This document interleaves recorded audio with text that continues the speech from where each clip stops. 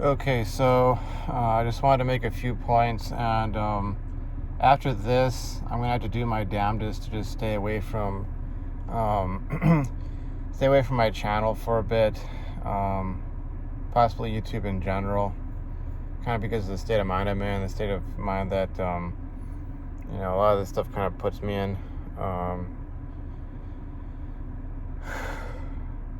And it's really not helpful for me. I got like 5 full days and maybe a half of a day before I have my midterm exam, and it's a significant amount of time that if I'm able to buckle down and do these extra problems and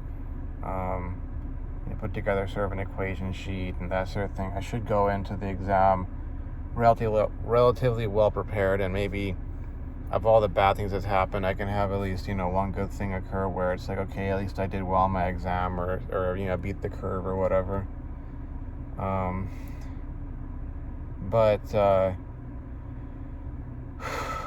So, yeah, I know people date their coworkers. I get that.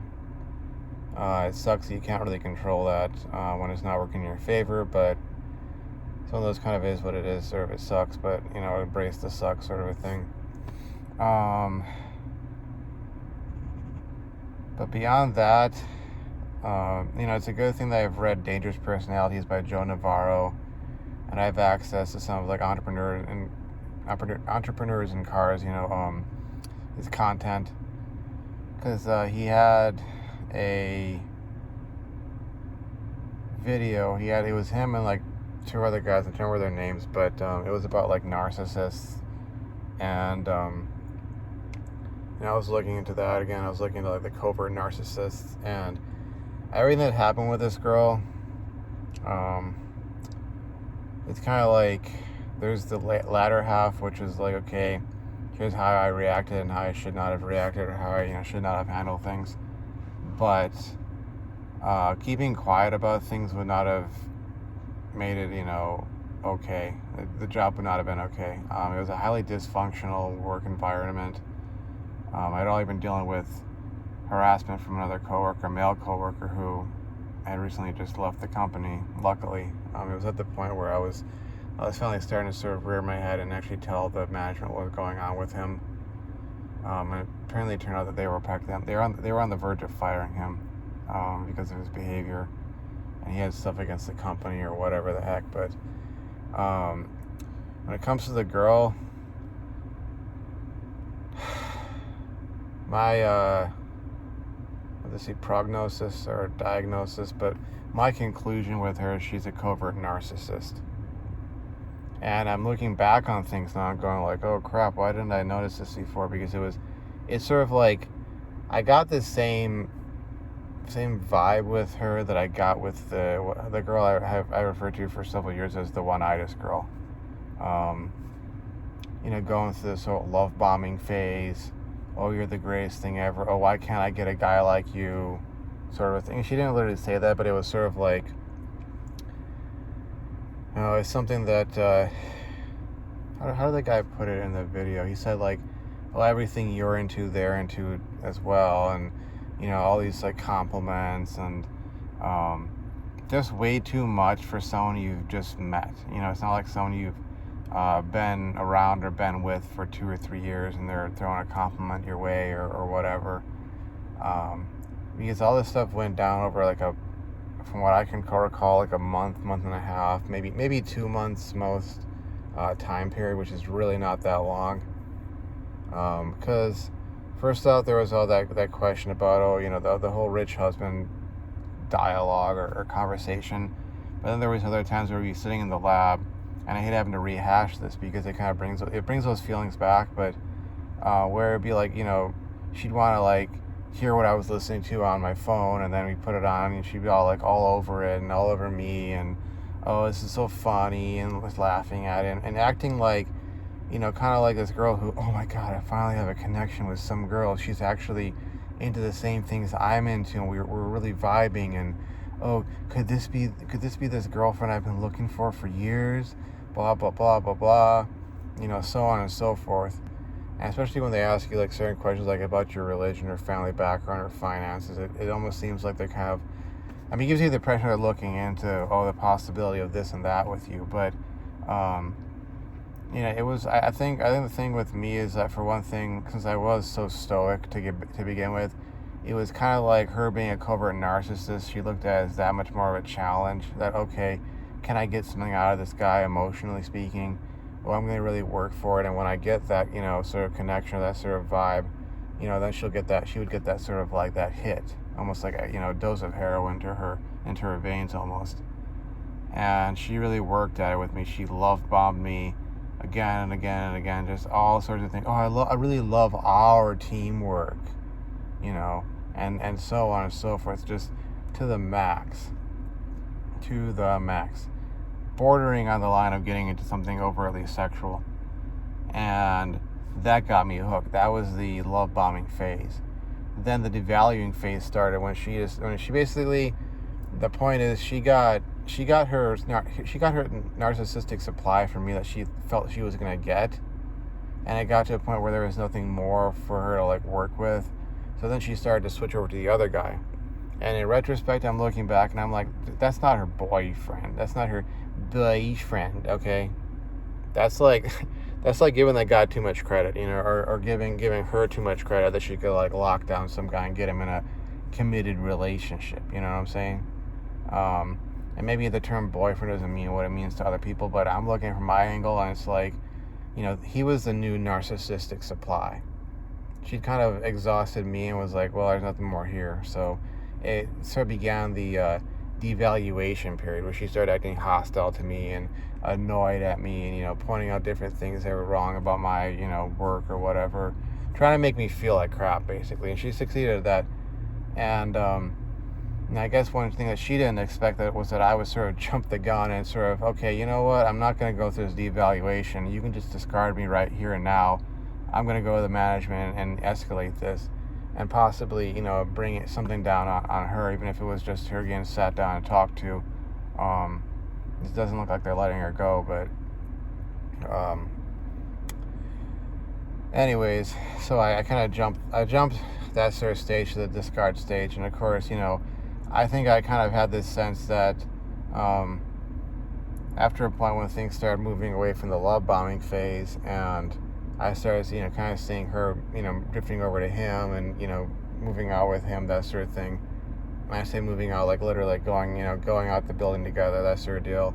It was like, I kind of took, what's the word? I took stock of my mental, emotional state. I realized, okay, this is just like with that girl in college, etc., etc., adding to the harassment from that other male employee.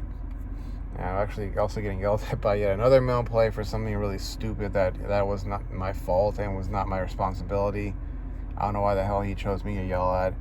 And then like the supervisor, like she later on apologized, but she had yelled at me in front of everyone and humiliated me. But adding all that kind of stuff up, I was like, this is it. Like I'm not gonna be here any longer.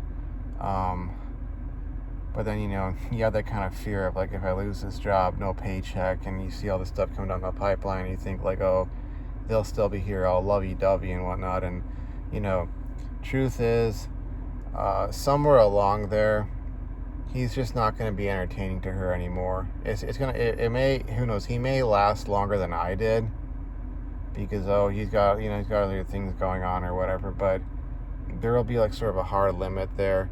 Maybe she'll have left the company by then. Maybe he'll have left the company by then. But somewhere along there's going to be that line where it's like, okay, like I'm not into you anymore. You're boring. You're annoying. You talk like a girl. Whatever thing she can find that she doesn't like about him at that point, it'll happen. And I don't really see them as boyfriend girlfriend, to be honest with you. Maybe that's just my experience in relationships, when it's kind of like I got to the point where it was like, okay, we're boyfriend, girlfriend. It was something different. To each their own. I'm not gonna get into semantics of that. I think it's stupid to really argue about that kind of stuff, because a lot of the reasons why we choose the definitions or meanings of different words, you want to go with this or that, is because maybe we have ego investments in some things, and maybe maybe some guys and gals want to view the whole boyfriend-girlfriend thing as inherently not serious, so that they can come out feel like, oh, well, what they're doing is okay. And maybe they want to, or maybe people want to view it as, oh, it has to be serious, so therefore they have to be, it has to be like official, and unless it's official, it's nothing, or whatever the case may be, either way. But yeah, I feel that was the case, and I escalated things to the discard phase where I got discarded. I don't know if they're going to punish her to that extent. At the very least, she's going to have something on her, human resources record, like, engaging in inappropriate behavior, which led to a hostile situation, or, situation that, led to the firing of, 2 other employees or 1 other employee or whatever, She'll at least have that on her mark. Like, okay, we got to keep an eye on this one because she might start things up again, and then we're going to have, possible workplace violence situation. But ultimately, no, this is a case of another covert narcissist, and I probably should have picked up on that. But maybe, to be honest with you, and this may be a flaw, man, maybe I was enjoying the love bombing phase a little too much.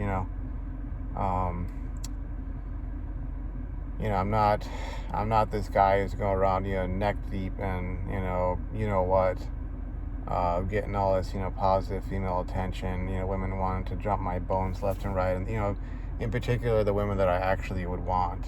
I'm not getting that sort of play, definitely not over the last year and a half, and even before that, it was kind of like, at the very least, it was sort of like lukewarm attention. At the very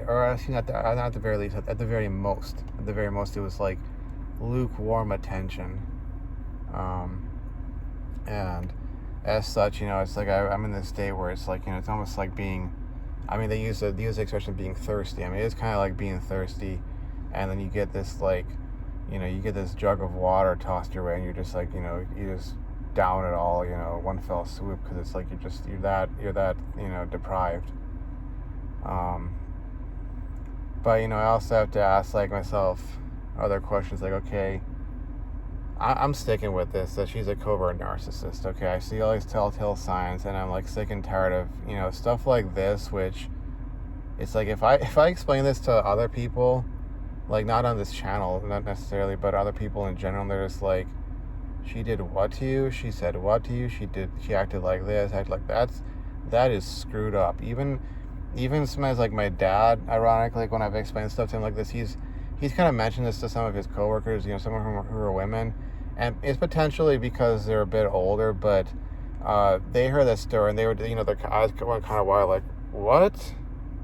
That's how she behaved? Like, that does not sound normal. That does not sound healthy. That does not sound right. I'm really sorry for your son. He had to go through that, sort of a thing, and because that is unacceptable. That's not how you're supposed to treat someone, that sort of deal. So like, I'm not looking at this as like, it's like there are lessons to be learned in this from this experience, but in addition to that, there's the fact that really, like, this is not a case of, oh, I need to learn more game or something like that, or I need to change my strategies or whatever the heck. Like, maybe if I had more going on in my life, I would have been able to keep her interest longer, but I think that would have made the inevitable devaluing and discarding phases that much worse. Because let's say I was consistently going fencing out, let's say, like I said, let's say, I'm tripping over my words, I'm repeating myself here, getting a little bit fired up, but,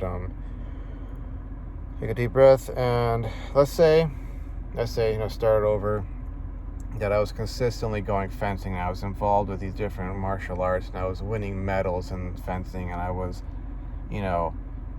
in peak physical condition. I was swimming all the time, I had a six-pack and all this kind of stuff, and I was knocking down those debts, making that money. I had all this nice stuff. Let's say I paid off this car, and then I sold it, and I bought myself a Lamborghini or something, something really flashy and nice. excuse me, and because of all of those things, she was just like into me, you know, like the love bombing phase would have gone on longer. It might have been 6 months, it might have been a year, it might have been 2 years, it might have been long enough for us to end up married.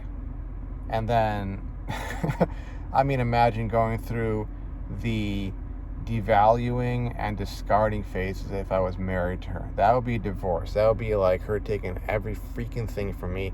And I'd be sitting here, you know, not just talking about, oh, I think I might want to end it all or something like that, you know, sort of like cry for help or cry for attention sort of thing. But I might be even sitting here actually carrying out the act because it'd be that bad. You know what I'm saying? Like, I'm not saying I would, but, you know, I like to imagine both best case and worst case scenarios.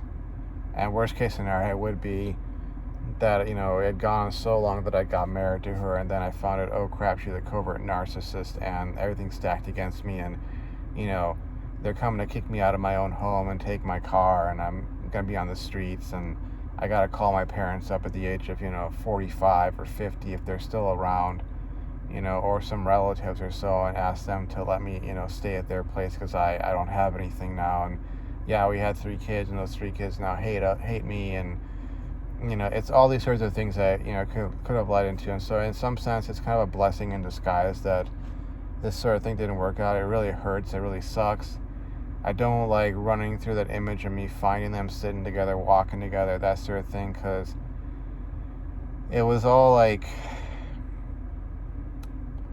it reminded me of the girl from college and me finding out about her and her boyfriend.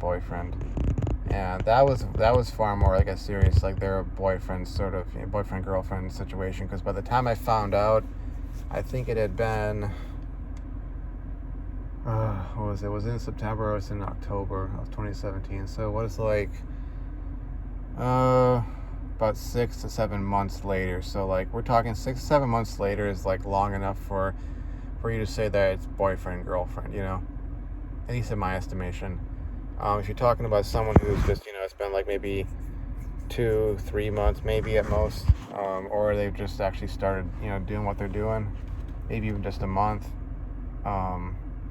that's really not, at least in my mind, you know, long enough to say, okay, this is boyfriend girlfriend. They were starting to like kind of go out, but within the confines of, you know, the whole COVID lockdown situation and all that, which, I mean, who knows, if they'd been going on, there wasn't COVID, like I probably wouldn't even like necessarily know that they were going out, because, you know, they'd probably be like going out on the weekends and that sort of deal, and they wouldn't be like at work, and I wouldn't see that, you know, I wouldn't see that sort of thing going down. I might have to be interpreting their behaviors and going, oh, she's really bubbly around him. Is something going on there, sort of a deal. But, you know, in many ways, I'm kind of just happy to be out of that scenario and that I don't have to see them. It sucks that I don't really get to have the kind of closure I would want of knowing that she got fired as well. It sounds like she's not going to. But they rated her like, oh, we can keep this one, you know, sort of a deal. But no, this is not a case of I didn't have enough game, or that I like so totally suck with women or something of that nature. Like, I honestly don't see how this would have worked out. And, you know, maybe if I'd been able to deal with the turmoil, you know, and frustration and sadness of them being together, maybe, you know, a month or 2 later, they'd be at each other's throats and he'd be getting thrown out of the company and I'd be sitting there as well. And I mean, then she'd probably try and pull me back into the same, you know, bull crap. And, I mean, the cycle would just repeat itself and just until some new guy joined the company, and then she'd be like getting all fresh with him. And, you know, it would be a repeat.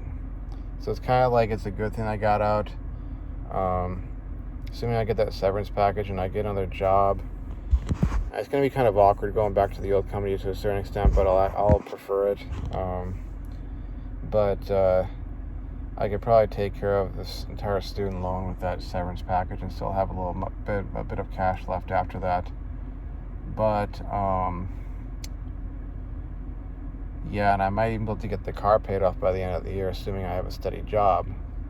But I don't know. You see, it's all these things that, like, don't really matter to women. They really don't. They matter to you because, like, for instance, me having a car, that's not a given. I can't just, go call up my daddy. I don't call him daddy. I call him dad, or call him father, or, I call him dad, Can't call up my dad and ask him for a new car. I'm not going to be getting a rich girlfriend who's going to buy stuff for me, or a rich wife. It just doesn't work like that. Credit scores, debt loads, having money.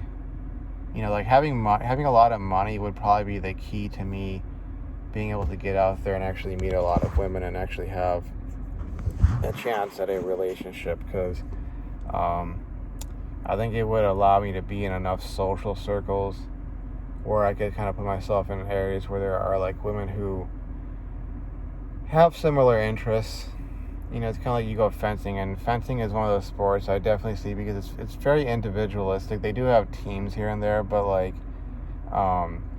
you do have a significant number of women who are into fencing, and it hasn't seemed to affect the sport or the culture of the sport all that much. Like, it was just kind of interesting. It hasn't created the kind of friction you'll find in, like, football or basketball, or what is it? I guess we call it soccer, but football international. Like, it hasn't created that kind of friction in that, which is kind of interesting. It's like, okay, they're female fencers and they sometimes fence against guys. Maybe not like necessarily officially. Like, if you look at the Olympics, there's men's fencing, there's women's fencing, but if you're practicing out on the floor, it's like, okay, you could be fencing against a girl, or you could be fencing against another guy, and it's like, not like, oh, you let a girl beat you. It's like, yeah, she was faster. She had a better strategy. I was kind of flailing there for a bit, but using that as an example, like, if I had the money, I could be going out and getting involved in all these different social circles, and the covert narcissist at work, or the BPD girl at school, or whatever, like, wouldn't affect me so much, because it would be like, okay, got some red flags there, I'm getting love bombed again, I know it feels really good, but I gotta get out of here. Looking at my schedule, I need to be at the fencing place, in a half an hour, bye, get out of there real quick, or I'm training for some other sport or so, or some activity. I got to be out of here, that sort of thing, or whatever it would be.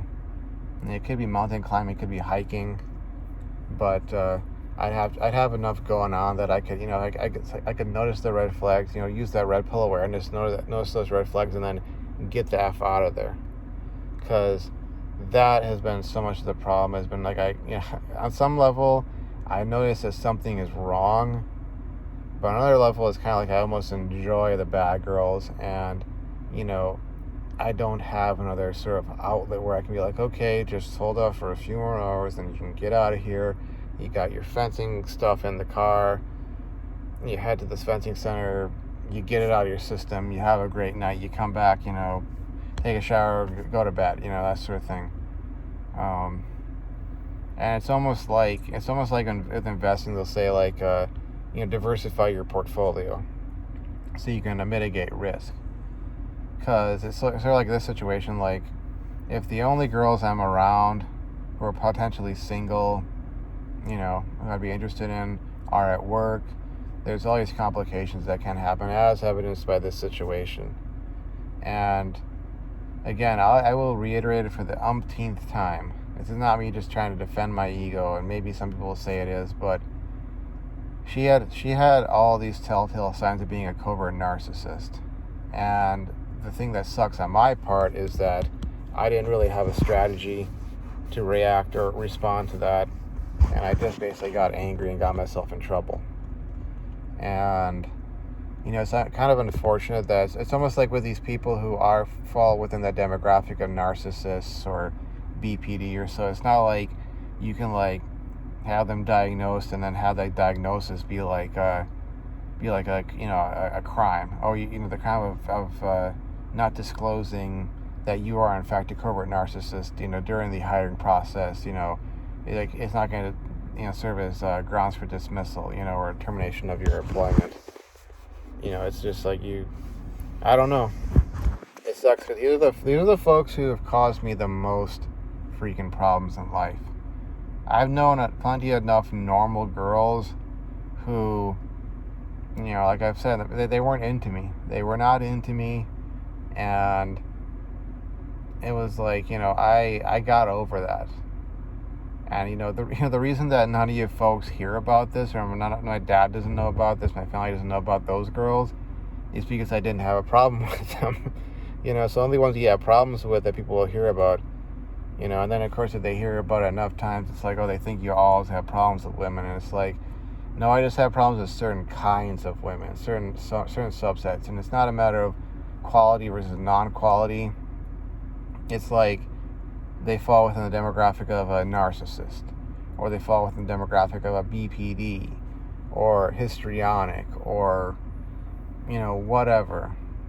And it's sort of like, okay, am I crazy or are they crazy? Oh, and then engaging in gaslighting and triangulation. That's another thing with I think it's a devaluing phase, which is how I know that I was in the devaluation phase when I went and reported all this stuff, because she was specifically using triangulation, a form of it. It wasn't gaslighting. It was triangulation. She was also using she was like starting to get really hypercritical about just like why I am always studying all the time, why I do this, why I do that. Oh, your documentation. Oh, your check marks are this way and not that way. Blah blah blah blah blah. And then the triangulation part was with her, in particular, bringing in the other guy. And it's almost like, for me, it was a devaluing phase, and she was using triangulation on my end, but on his end, it was kind of like she was doing the love bombing to him, in tandem. Like, this girl's a master manipulator. I'll give her that much credit. She's a master manipulator. I'm sure when they called her in, she tried to deny everything she said, or maybe she admitted it, but it was like she tried to play it down, like, oh, that wasn't anything, or I don't know why that's such a problem, or whatever. But and that maybe that was a form of gaslighting to them, But definitely there was triangulation going on my end, where it was like she was bringing in the other guy, and she was probably trash talking about me to him, while building him up and telling him that how great he was and how funny he was and how cute he was, or whatever the case may be. But yeah, ultimately, like, this is a covert narcissist. This is not on me. I will be taking a break from this channel for a bit. I know I'm probably going to be doing some daily uploads, but I'm just not going to be checking the comments, to be honest with you, because as much as people will make, they'll say stuff that, it's all in, like, with the best of intentions. I realize that. I'm not ragging on anyone. I'm not ragging on Dark Magician. I'm not ragging on Alex. Not ragging on anybody else who wants to hop on here and that they think they're, providing constructive criticism, or just, they're being honest or whatever.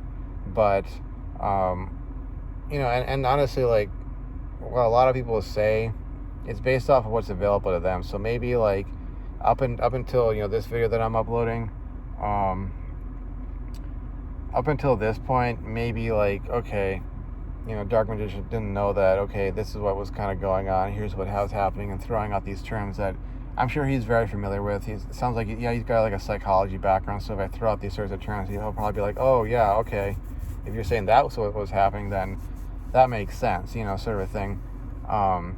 So if I, take issue with some constructive criticism, or, honest comments or so, like, from the past, I'll do my best not to, like, hold on to that or take that really personally, because maybe I didn't provide the complete picture, the complete information. And it's something that I've only really kind of concluded at this point, because I have watched some of those videos and been like, yeah, she did have all those telltale signs. No wonder it both felt exhilarating when I was interacting with her and I was really getting into her. Unfortunately not, into her. But no wonder it felt exhilarating and also like kind of concerning, scary, worrying, you know, off. Like it felt kind of like when I met that girl in college initially, and she was like, the Moroccan, one of the two Moroccan, the Moroccan girl who was over here,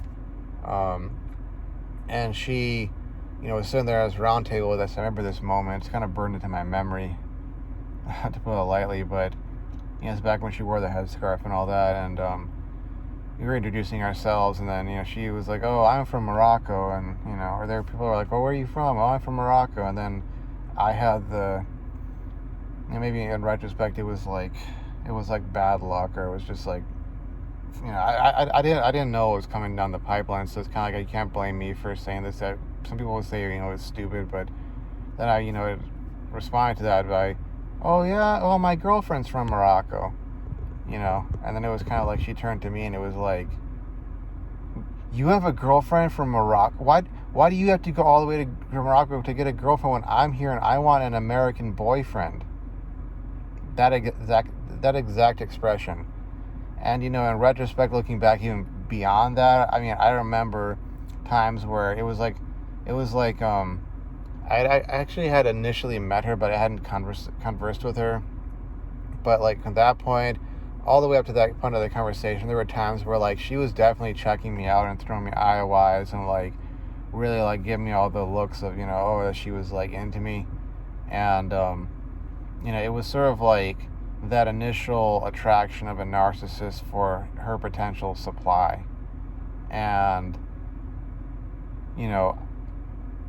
comparing that situation to this one, like I really truly did feel on some sort of guttural level the exact same sensations. Like sort of like it feels really good that there's this girl who's like pretending she's into all this stuff that I'm into. Well, I didn't think she was pretending. Maybe I was lying to myself and saying, "Oh, I hope she's really into this. She seems like it, and it was great, and I could open up and that sort of thing." But at the same time, it was just kind of like, dude, you just met her like,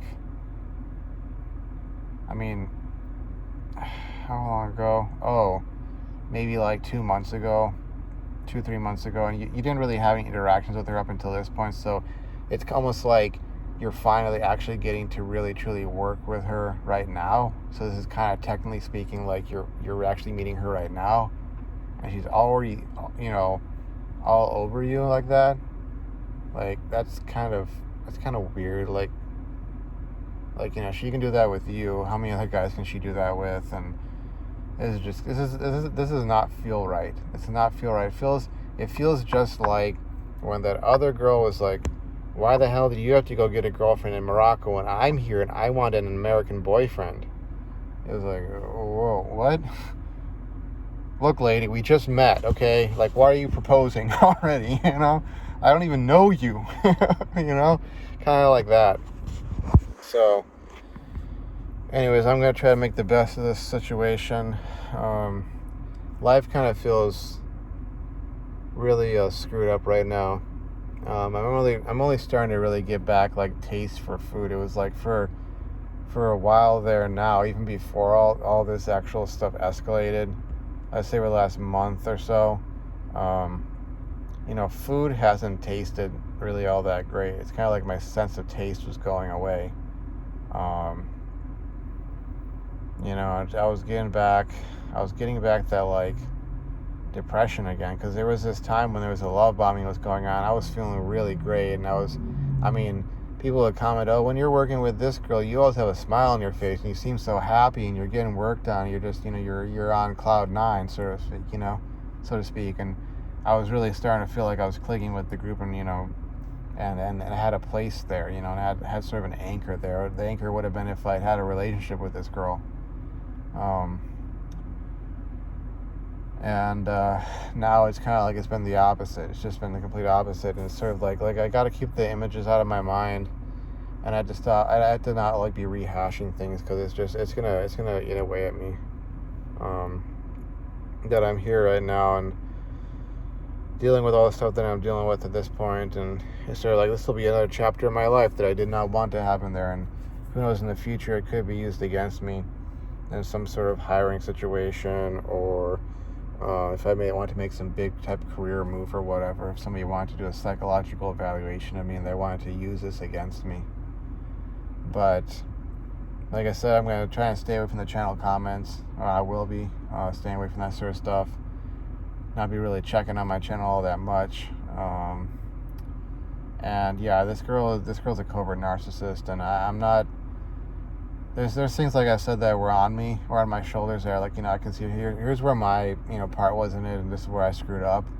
But this is not a case of me mucking up with some girl who was like this ideal dream girl who had all the things, and I messed up with her, or I messed up with a decent girl, and if I'd said X instead of Y, or done A instead of B, I would not only still be working there, but she'd be my girlfriend, or whatever the hell. This is not one of those cases.